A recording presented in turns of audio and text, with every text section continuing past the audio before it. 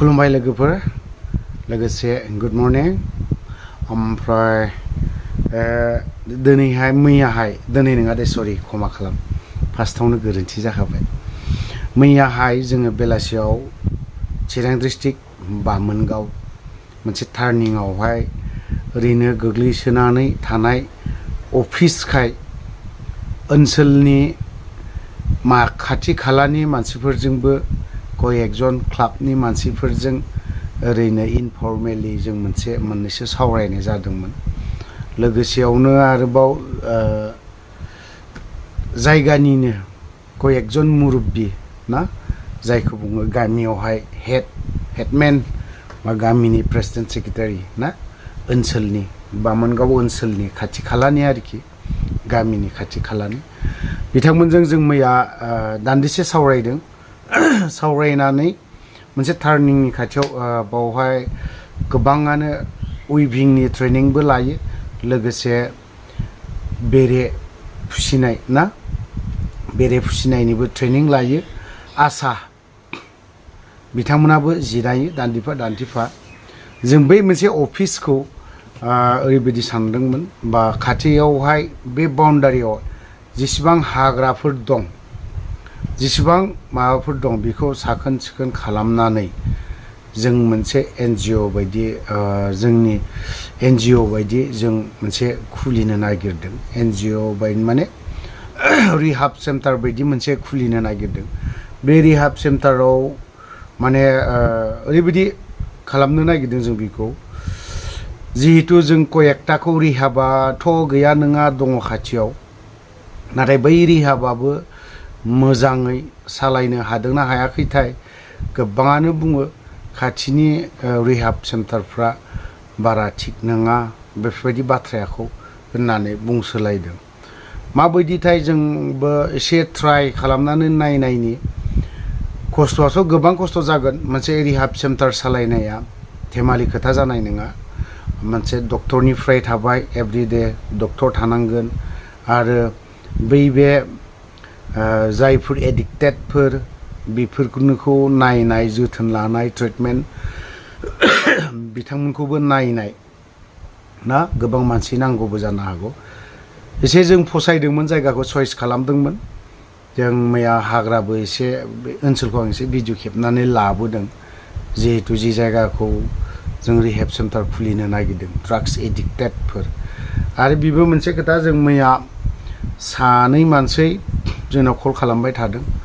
बिसोर जुदि फैयाब्लालाय जोंलाय मानोथो लायनो मा दरखार दं आरो जों जुदि थांनानै हमहैनांगौबा खोथाया बोरैबाबो जागोन ओंखायनो आं बुंदों जाय सुबुंफ्रा फैनो नागिरदों बिथांमोना फैनो हागोन उसुबिदा गैया आरो फैखांनानै बिथांमोना ड्राग्सनि गोजानाव थानो सानदोंब्ला सेकेन्ड टाइमावहाय जों नो कमप्रमाइज बिखौ हयथ'बा बिहा जियालबो थांनोबो गोनां जानो हागौ फार्स्ट टाइम जों कनसिडारखौ होगोन सेकेन्ड टाइम नो कमप्रमाइज जियालाव थांनांगोन बिनि दायित्वखौ जोंनि बे मोनसे एनजिअआनो दायित्वखौबो लागोन आरो हमनायबो जागोन जिहेतु बिखौ जायफ्रा नैबे दा खुंथायाव थानाय बिथांमोना कयेकजना मोजाङै क्लसैनो दङ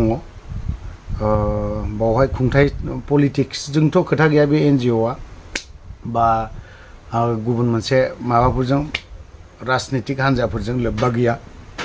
हिसाबै पलिटिक्स नन पलिटिक्स बिसोरखौबो जोंनो नांगोन ओंखायनो रिहाब सेन्टार खुलिनायाव एसे बयबो मदद होलायो आरो हेफाजाब खालामलायो जों मानसिखौ जियालाव हरनानै जे फोसाबथारनोबो हागोन बेबो नङा आरोबाव रिहाब सेन्टाराव दोननानैबो फोसाबनो हागोन जों बेबो नङा गोसो ना मानसिया गोसो जायोब्ला जों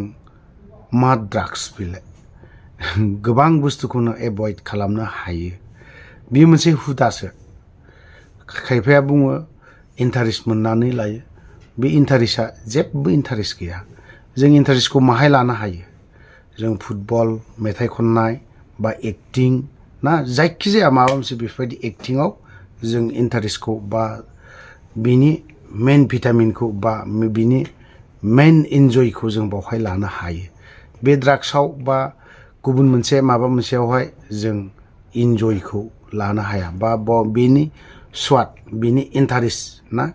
बिनि मोनसे माबाखौ जों इन्जयखौ मोननो नागिरा। जेरैबायदि जों फुटबल गेलेनानै एसेब्लाबो गोसोखौ इन्जय मोनो बा खायफाया भलिबल बेडमिन्टन जायखिजाया बेफोरबायदियाव आं दाबो बुंबावो ड्राग्सनि गोजानाव था, गावखौ बासायनानै ला। लोगोसे गावखौ बासायनायजों लोगोसे जों 100 जन सुबुंखौ बा 10 जन सुबुंखौ जों बासायनो नाजा आरो सान। जुदि आंबो बासाया आं गुबुनखौबो फोथैगोन बिदि सानोब्ला बे गोरोन्थि जागोन आरो बे गोरोन्थि लामाजों थांदों होननानै आं सानगोन।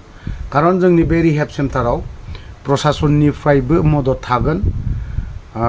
चिरां, क'क्राझार, बाक्सा, उदालगुरि बे मोनब्रै डिस्ट्रिक्टनि प्रसासन एसपि, एडिसनेल एसपि जों पुलिस डिपार्टमेन्टजों बिभागजोंबो जोङो जगाजगाव थाबाय थागोन। आरो जायफ्रा ड्राग्सखौ गारनो हाथारा आरो जायफ्रा डिलार, आं बेखौ बारे बार बुंबाय थानाय जादों, क'क्राझाराव बर' सुबुंफोर डिलार दं, बिसोरखौबो जों साननैसोनि उनाव बोखांनो थांगासिनोबो दं आरो बिसोरखौ जोङो मिडियाजों लोगोसे ससियेल मिडियाजों दामनानैबो होगोन। बिसोरो जायफ्रा क'क्राझारनि डिलार बर'फोर बिथांमोननि न'खरा एसेब्लाबो गोजौ थाखोनि, आखायाबो गोलाव, गासैबो गोलाव, नाथाय गोसोआ बिसोरनि गोसोआ आं थांनानै थानांगौ, बै सुबुंखौबो आङो बुथारनांगौ। नाथाय बै सुबुंखौ जाय डिलार बेखौ जोङो फोथैग्रोगोन, बिनि उनाव बै फिसा फिसा सेलारफोर बिथांमोननि सायावबो एक्सनाखौ लानाय जागोन। बुथारनाया बेनो, जों बिथांखौ ड्राग्स फाननायनिफ्राय गोजानाव थानोखौ होगोन, नङाब्ला बियो जेलबो थांनोबो गोनां जानो हागौ। जेल थांनायजों लोगोसे आयेनाव बेसेबां साजा दं बे साजाखौबो जोङो बिनि थाखाय उइटनेसखौ जों 20-30 जन उइटनेस नांगौब्लाबो जोङो होनायखौ जागोन। थ' लोगोफोर, बिथांमोननि जों जिहेतु रिहाब सेन्टार मोनसे खुलिनो नागिरदों, बे भिडिअ एसे जायगाखौ आं खोन्थानि नोंथांमोना नायलांबाय थादो। चिरां डिस्ट्रिक्टआव नैबे हाग्राखौ बामोनगाव एरियायाव रिहेबनि थाखाय जायफोरा फाग्ला फाथा जादों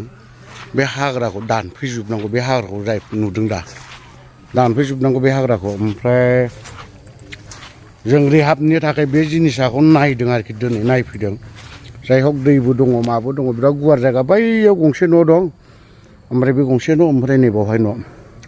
दै टेंकि, टेनसन फ्रि। बेयो नैबे बे रिहाब सेन्टारा चिरां डिस्ट्रिक्टआव दोनसिगोन आरो चिरां डिस्ट्रिक्ट बामोनगाव एरियायावहाय। हाइ लामायाबो नैबावहायनो मेन रडआ, सेंग्राफोर दं, लोगोफोरबो दं, बावहायनो खालामगोन। ओमफ्राय बेखौ रिहाबनि थाखाय जों नायफैदों। ओरैनो खालि दङ नालाय न'आबोनो, दै टेंकि ओरैनो गोग्लैना दं, बेफोर न'आबो ओरैनो दङ। माथो खालामनाय, उफाय गैया, सरखाराबो बेखौ जेबो खालामासै नालाय, ओंखायनो हाग्रायानो जा गोजौ गोजौखा। फोसाबबानो जागोन जानायालाय, अबশ্যै बेफोर जेबो गिदिर बाथ्रा नङा।